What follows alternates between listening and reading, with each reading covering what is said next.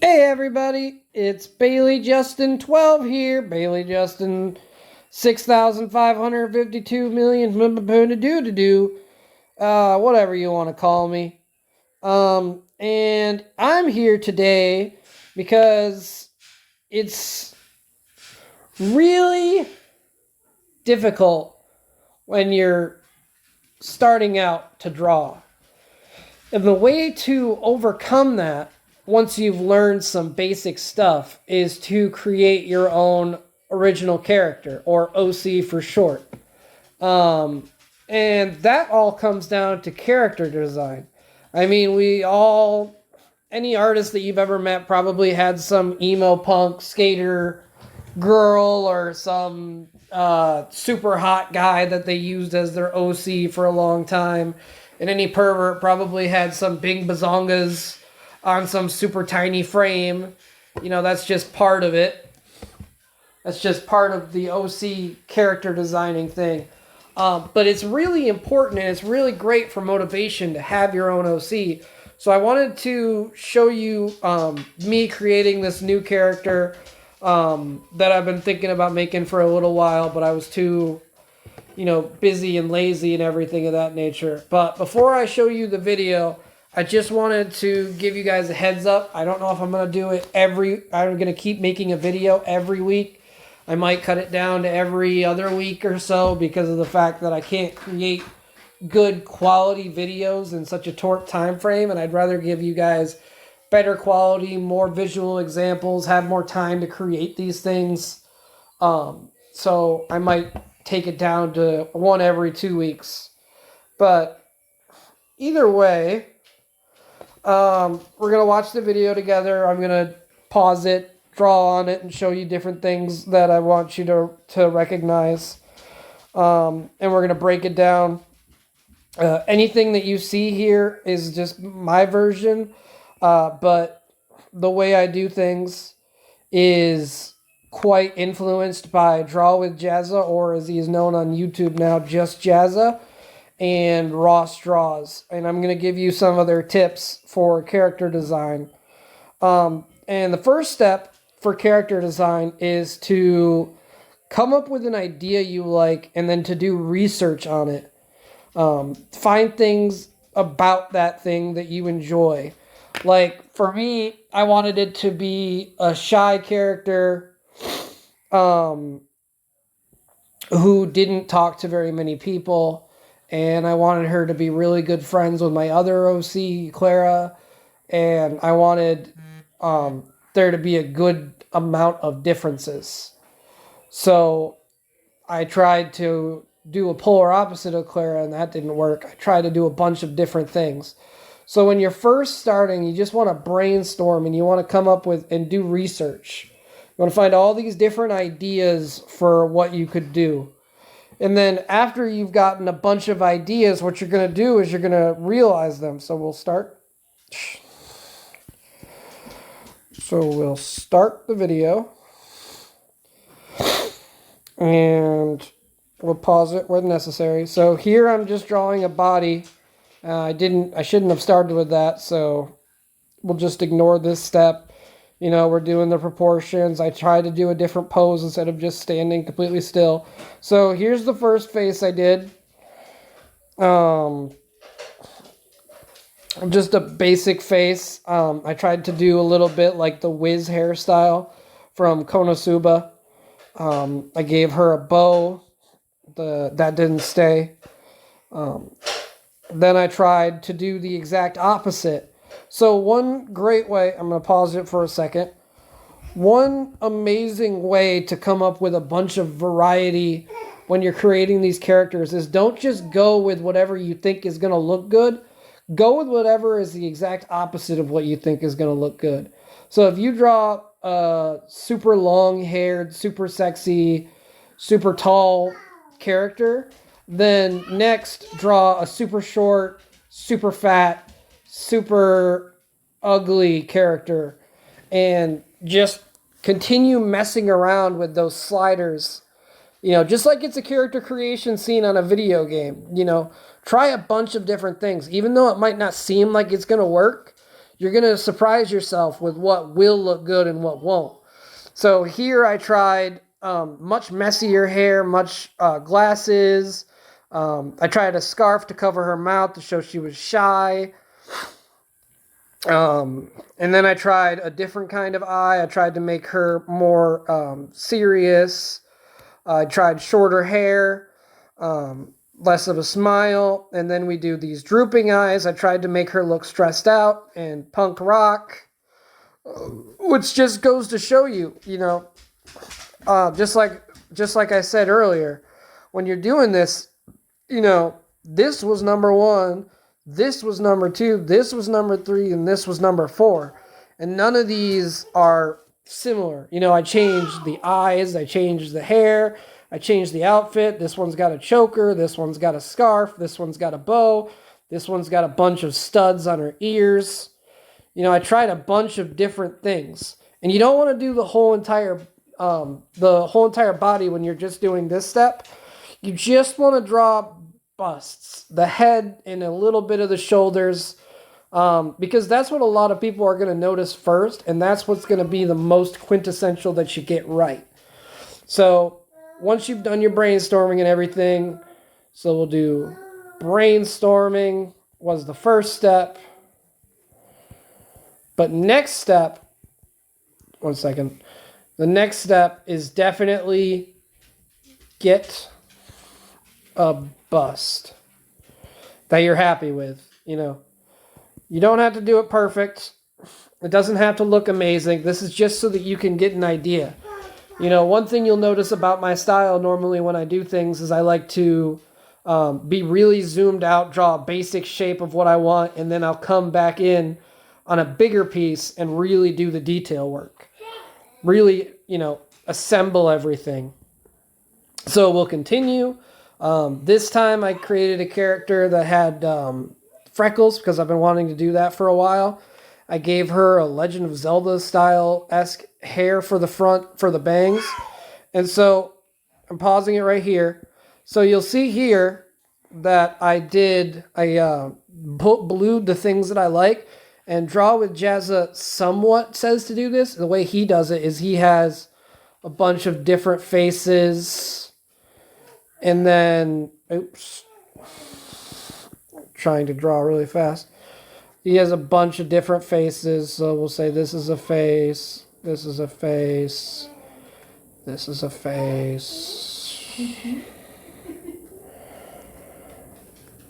And the ones that he likes, or that has things he likes, he'll actually, he'll go and he'll change the color and he'll draw a box around his things of the ones he likes, and then he'll blue out the box to show what things he liked. And I try to do that too, although mine's a little messier because of the fact that I'm the only one looking and I wasn't doing it for anybody else.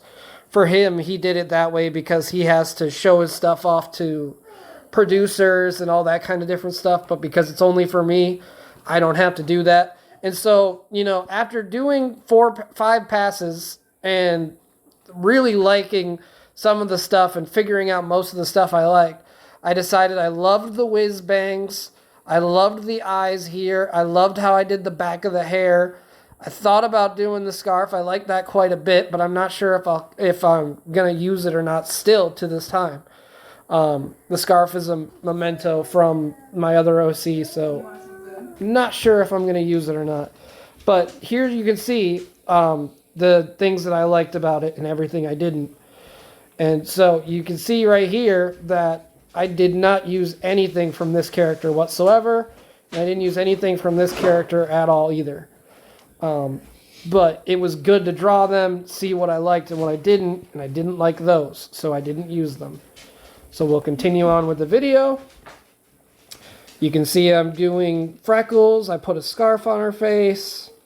I try out the hairstyle that I really thought was really nice, and I fell in love with the drawing. I fell in love with the bust, and I decided to go and do it again. So here you're seeing me take the bust, the outline. I draw the face once using just the symmetry tool. I draw the entire body once, you know, I really want to get the right shape and everything of that nature.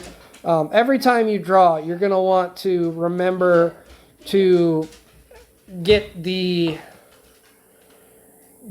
make sure you draw the entire body, no matter if it's a bust or a full body or anything of that nature.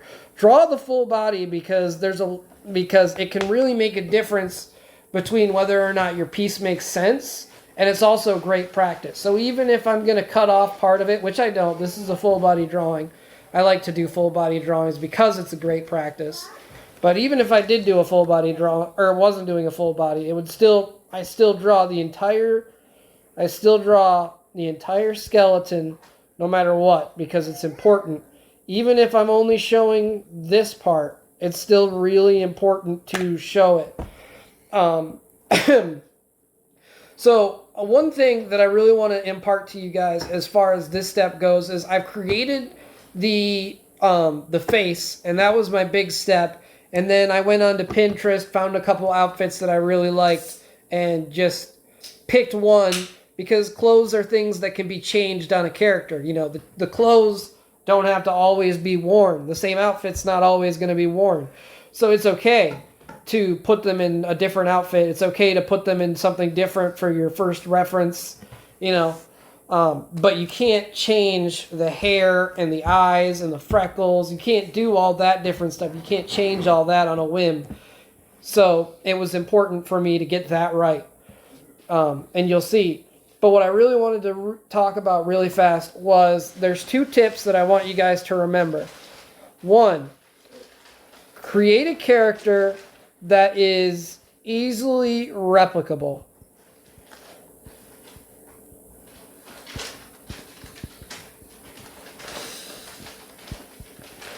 And what do I mean by that? Well, I mean that if you saw this,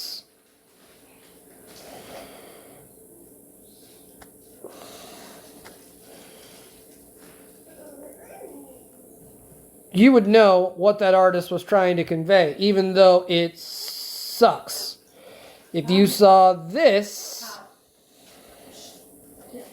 oops, I'm doing it all with my right hand to make it look really bad. Although it probably wouldn't look much better with my left hand, but you get what I'm saying. If you saw this, then you would know that this is probably Pikachu from Pokemon. And that's what we're talking about. Easily replicable. Even if somebody had no artistic talent, like this person here, who drew Sonic awfully, they would still be able to tell what it was. That was something I got from one of Ross Straw's videos on how to character design that it really stuck with me. Make it replicable. Pick a couple things, you know, have a good silhouette that most things wouldn't replicate. But since we're doing anime, that's not as easy to have a good silhouette. So you can't do that for this. If I had done just a cartoonization, I probably could have created an amazing silhouette and everything of that nature, and maybe later I'll show you that. But right now I was just creating an OC on my style, and my style is anime-esque. But the second thing is, we already talked about no symmetry in the last episode, and that still comes here. But what you really want to do is pick just a couple things about your character that are different. So, a spice of difference is really all you need to really nail the character design. You know, with Sonic, he's not actually that different from everybody else. He's still got the M-shaped eyes. He's still got the nose. He's got quills, which is different than the other guys. But he's still got the bean-shaped body. He's got the arms with the big gloves. You know, he has all of that different stuff. Yeah, this is not my best drawing of Sonic, but seeing as I have no reference, I'm not going to hate on myself too much about it. Phew.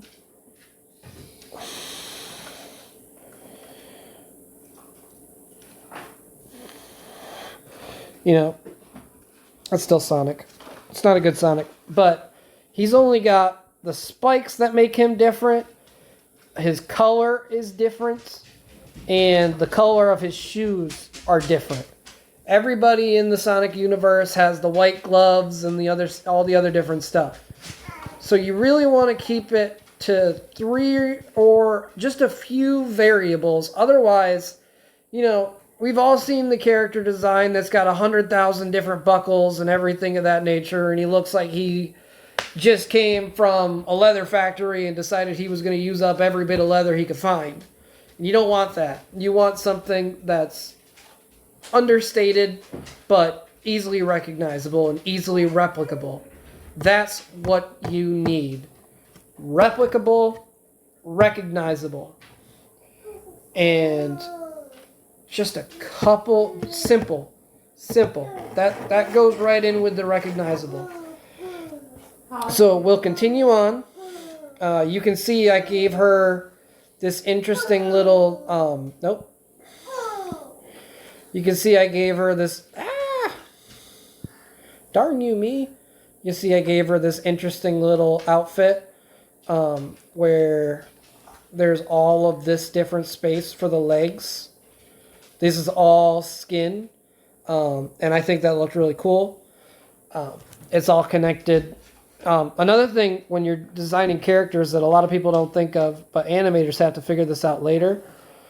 That was just me covering it so that I could do my clipping mask and get all the lines black. Another thing that you want to do is you want to figure out how everything works when you're designing your... God darn it. You want to figure out how everything works. So for instance, her shorts have a little thread of fabric that go down to the other half of her socks. Kind of like a garter belt, but only in the back, not the front, which I thought looked cool. So I did it. And then here you can see me adding a scarf. You can see that the colors I picked in the beginning were really bland, but now you can see that I'm changing the colors to the actual colors I wanted. The colors I picked in the beginning were just so that you could notice something. I decided to go with, I wanted to make her an albino, so I actually chose very, very pale skin, very blonde hair, and red eyes, because I thought an albino would be really cool. And I still think it looks really cool, so I'm pretty happy with that aspect. This is just the shading and everything of that nature. The drawing's pretty much done. I didn't really do that much coloring or anything. It was just to create a character and to really show you guys the steps that I went through. So I didn't put all that much effort into doing anything in particular. Doing some real quick highlights on the side, turn the canvas down, do some quick shading, add... you saw me flip the canvas real quick, and then I'm just adding a cast shadow, and that's the end of it.